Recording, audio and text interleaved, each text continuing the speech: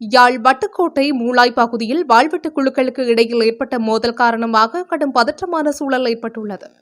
சம்பவத்தை கட்டுப்படுத்த வந்த போலீசார் மீது ஒரு தரப்பினர் கல்லெறிந்ததன் காரணமாக அவர்களை கட்டுப்படுத்த போலீசார் துப்பாக்கிச்சூடு நடத்தி நிலைமையை கட்டுக்குள் கொண்டு வந்ததுடன் இருவரை கைது செய்துள்ளனர்.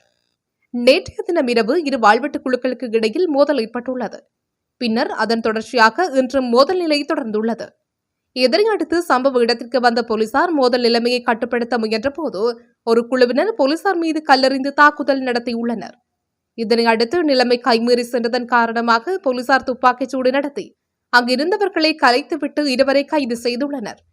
எனினும் இரு குழுவினர் தாக்குதலில் ஈடுபட்ட நிலையில் ஒரு சாராரை மட்டும் போலீசார் எப்படி கைது செய்யலாம் என கேட்டு பொதுமக்கள் முரண்பட்டுள்ளனர்.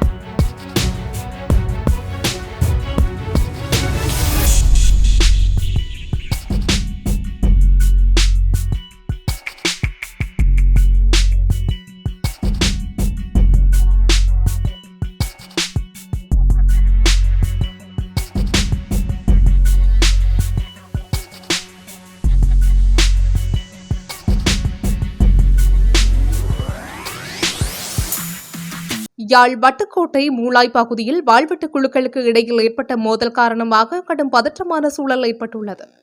சம்பவத்தை கட்டுப்படுத்த வந்த போலீசார் மீது ஒரு தரப்பினர் கல்லெறிந்ததன் காரணமாக அவர்களை கட்டுப்படுத்த போலீசார் துப்பாக்கிச்சூடு நடத்தி நிலைமையை கட்டுக்குள் கொண்டு வந்ததுடன் இருவரை கைது செய்துள்ளனர்.